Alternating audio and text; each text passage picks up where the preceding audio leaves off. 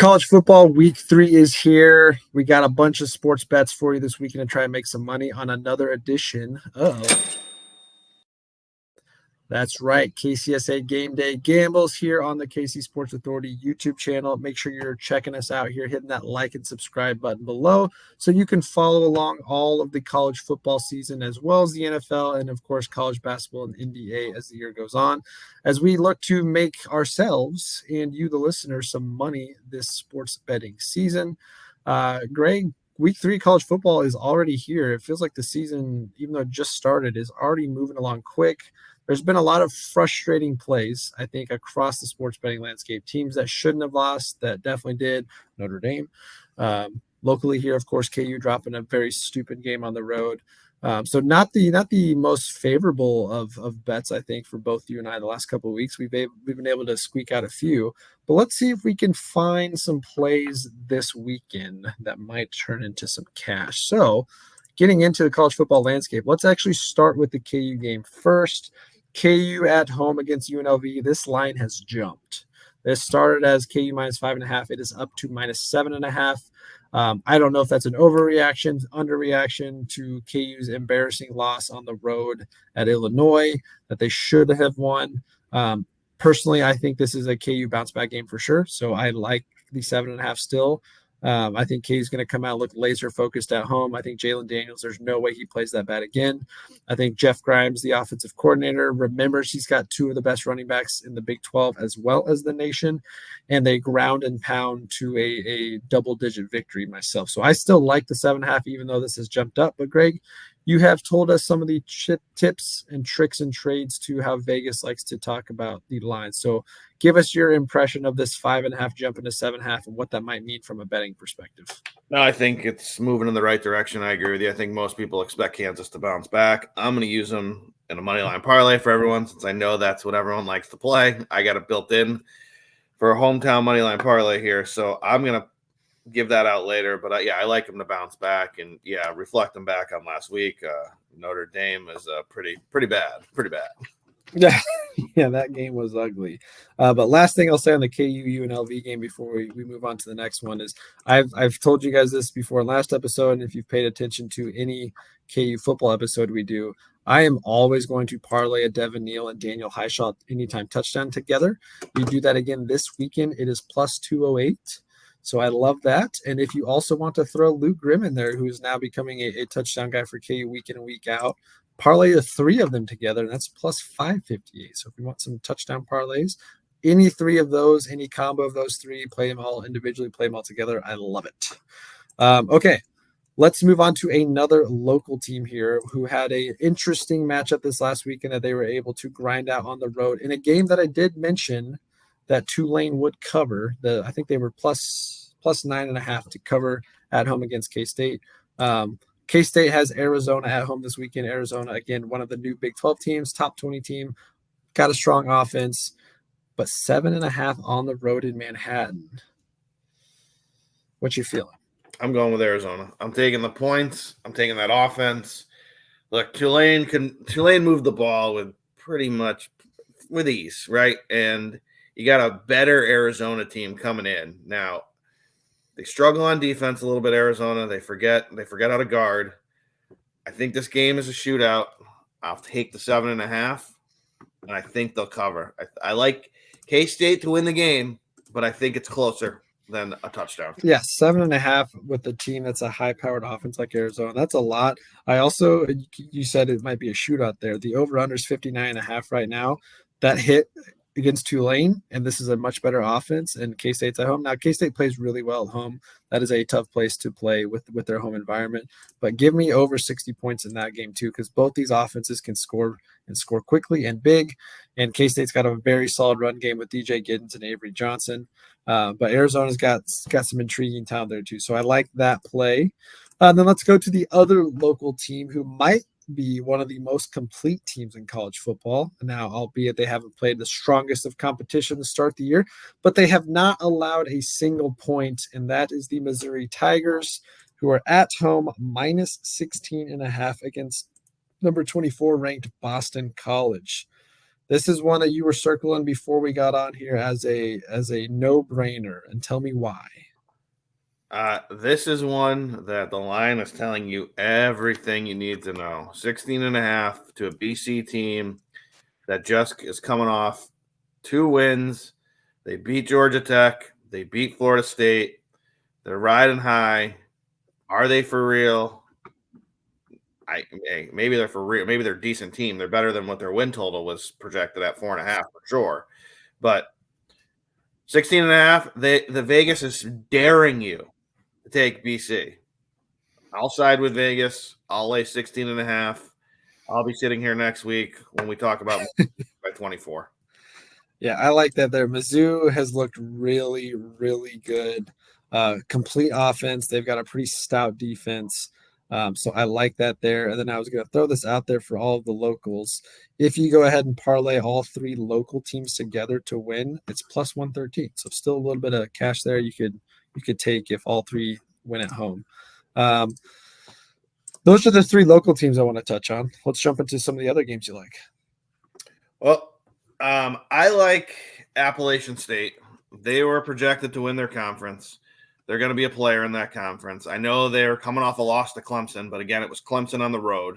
They fell down big early. They fought back a little bit. They're going on the road to East Carolina, who typically puts out a competitive team. But Appalachian State, to me, is the class. They'll cover the 2.5 on the road. They'll get back on the winning track. Yep, they're one that I think too. Their name, you're gonna gravitate towards that name to get some bets there.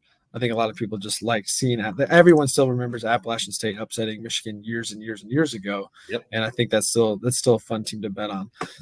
One of my next ones that again I still feel like is a no-brainer is and I got where to go.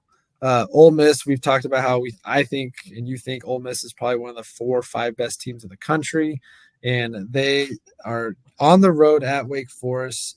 And if this will pull back up, I want to say it was minus 22.5, and I still like them to cover that. They put up points in a hurry, and they still stomp on the gas pedal even after they're up big. I love that there. They're good. There's no reason why they won't keep scoring points. So yeah, minus 22.5 on the road at Wake Forest. Wake Forest is not good, and I still think they're going to cover more than that. I'll go with another road team with my second play here. I like UCF on the road. I like their offense. Their defense is better than it's been in the past. They're at TCU. I think TCU is on the downside. They had a good team for a few years. They made the finals, right? I don't think they're that good. I think they're having a few down years. They're rebuilding. Give me UCF to just outscore them. Good with that. Let's go to a team I just mentioned a few minutes ago that had played K-State really well at home, but Tulane on the road at number 15 Oklahoma. It is a 13.5 point spread currently in favor of Oklahoma. Oklahoma, top 20 team, but hasn't really looked the part as they traditionally are. And I think Tulane is a much better team than they get credit for. So I do like Tulane plus 13, have to cover their 2 touchdowns. They kept it very interesting with K-State, and they should have won that game. And I'm not saying that Oklahoma is that much better or that much worse than K-State. They're pretty similar, but I like Tulane here. Yeah, I'm with you. I think we've learned over the past several years you just can't trust Oklahoma, even at home. They somehow just always find a way to make it interesting. I think this game will be that. Wouldn't shock me at all if we're sitting here quarter 2 and Tulane's up 2 scores and everyone's going, I can't believe Oklahoma's losing. Oklahoma maybe comes back and wins by 4, maybe 7, but 13.5, I feel very comfortable putting a bet on Tulsa with those points. Sorry. Yeah, Tulane. It kind of looks like to me a little bit that Oklahoma State Arkansas game last weekend, where Oklahoma State, it was Arkansas, right? Am I going crazy? Oklahoma State was favored, and then they go down 3 scores, and you and I are sitting here going, oh my gosh, they're killing everything. And then Oklahoma State comes back to win it. So I think Oklahoma is definitely the better team, but the way Tulane plays, if a couple things go their way last week, they're sitting here with a big win over a top 25 team going on the road. So I think they'll be hungry to bounce back. What else you got? I got a couple Moneyline parlays for everyone here. I'm going Kansas, Notre Dame to bounce back. So 2 bounce back spots there. And then I just threw Missouri in because I think there's no chance they can lose. Look, if Notre Dame does not beat Purdue, people are going to get fired. That's my opinion.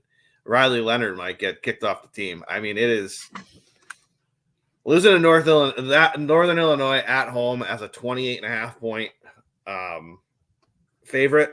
I wouldn't have wanted to be at practice Monday. I'll tell you that. It must not have been fun. So give me Notre Dame to come back in a huge way. And then my other one, I'm going to use Notre Dame again. I'm going to put them with LSU to go on the road and beat South Carolina because for some reason I just love to do it to myself with Brian Kelly. I'm going to do it again. Give me LSU. And I got a sneaky suspicion, and if you've listened to me, you know I'm a contrarian when it comes to Deion Sanders in Colorado. But I got a sneaky suspicion this week they're going to come out with their heads on fire after what happened with Nebraska. Everybody coming at Coach Prime on social media saying you're only in it for your son and all this other nonsense. I think they're going to come out with their heads on fire. He's going to have them ready to go. They're going to prove a point, and they're going to take it to Colorado State. They better, because if not, then the whole world's going to be talking about how they look worse than they're coming up last year. And then all talk's going to be how long until Deion shifts his eyes to the NFL or some other program. So I'm going to pose a question to you. Yes.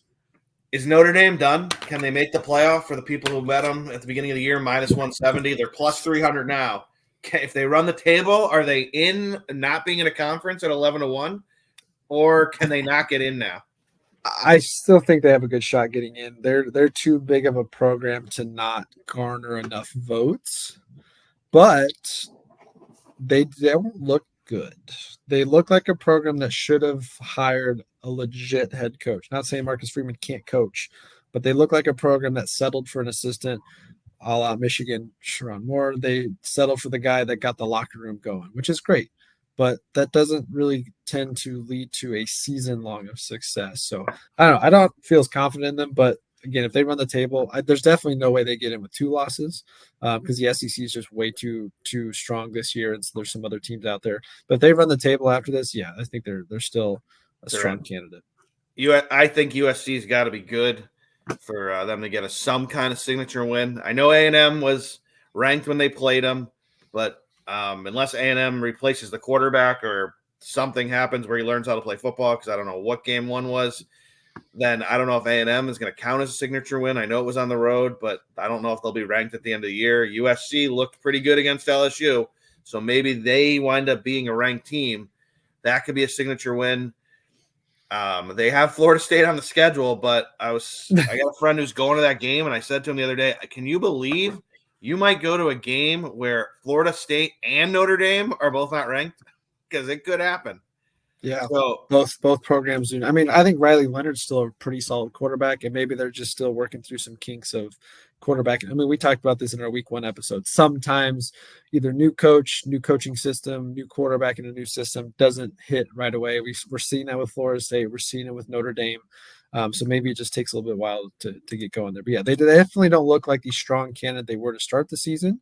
But I still think they're still in the driver's seat of sorts. I mean, they got to do what they should be doing and going out there and winning the rest of the year. Now, Michigan's done. They're killed. They're gone. There's no way, even if they stay ranked all year, ain't no chance.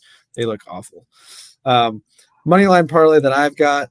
Again, I agree with your logic on a lot of these teams that bounce back. So a couple of these are heavy favorites. But I got Notre Dame with Alabama on the road at Wisconsin, Missouri at home, of course, and then KU to bounce back. Put all that together as a 4-leg, and that's plus 112. And then I was looking through just to play not devil's advocate with you, but you said you are ready to put your heart out there to be broken again by Brian Kelly. So if you do want an upset pick, South Carolina money line at home plus 210. Oh yeah, I mean it's definitely in play. If there's an upset alert team this weekend, that's what I was trying to find is who's a good upset alert team that's a big game, and I think that is for sure one of them. I guess you could say Purdue and Notre Dame. I don't know if I really see any other big upsets other than maybe that Tulane, Oklahoma. The other one I am interested in doing, they're not a good team this year, but Oregon State is hosting Oregon. This game's early in the season where it's typically late being Pac-12 teams, but now we know that's not the case. Oregon has not looked that great still defensively. Their offense has kind of struggled to really explode. They're a 16.5-point favorite on the road. This being a rivalry game tends to always be much closer than it looks on paper. But I'm kind of on the same line that you were saying earlier of the spread is set where it is to get you to maybe feel like Oregon State's got a chance. But if you're looking just for an upset, not necessarily to cover, but an upset all around, that's plus 520. Yeah, there's a couple big spreads on the board too that I think could be in play. Could Illinois come out a little flat after the big win against Kansas at night, given 18.5 to Central Michigan? That could definitely happen. Michigan's laying 23.5 to Arkansas State. The total is only 47.5, which basically tells you if Arkansas State can score 2 touchdowns, they're probably covering. So those two stick out to me if you want to play some big numbers. What about because you talked about them last week? How about NC State? They did not do what we had hoped against Tennessee, but NC State at home is a 21.5-point favorite against La Tech. Could this be a game where they really go out and fire on all cylinders to kind of get back in the good graces of not just the bettors, but of the college football landscape? Yeah, so I'll admit, and this is something, here's a tip and here's a lesson. I learned it the hard way. I didn't realize, and I think I misspoke even on our episode, I didn't realize that game wasn't on campus. If I knew it wasn't on campus, I probably wouldn't went as hard as NC State grabbing the 9.5 or 10 points. So make sure you know early season, mid-season, whatever, if it's home means home or home means in the state, but not on campus. Okay, because that was a mistake by me. I paid for it because I didn't realize it. I think this game on campus, 12 o'clock start, they won't have the national attention. I think they still are a pretty decent team. Yeah, I could see them easily covering here and just absolutely taking all the frustration out on Louisiana Tech. And with that said, I think Tennessee is good. I think we underestimated them. I know I did. They have a Heisman candidate quarterback. He's been impressive so far. The receivers are good. The defense is fast. They could be a problem in the SEC. If people are going to sleep on them a little bit, they can be a problem. Yeah, I agree with you there.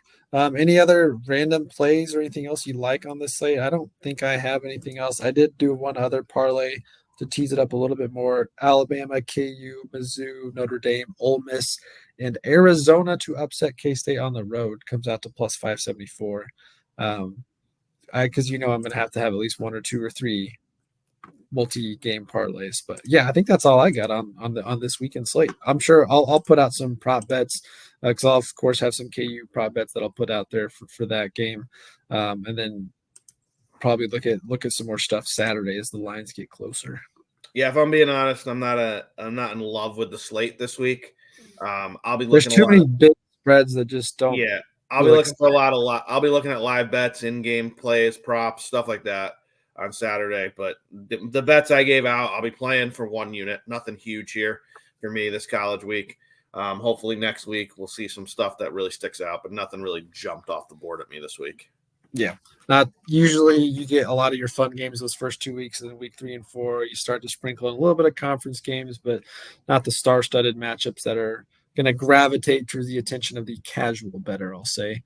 But yeah, that's our edition of week 3 of college football best bets. Again, each week, if you guys have any questions, teams you're interested on, or things you want to know from a betting perspective, send them our way. You can hit us up on any of our social medias at KCSA Pod, Twitter, Facebook, Instagram, and TikTok to send any of those bets. You can also feel free to send us any of your betting slips that you just want to show off, winning bets or ones you're very hopeful of this weekend. I'd love to repost some of those too.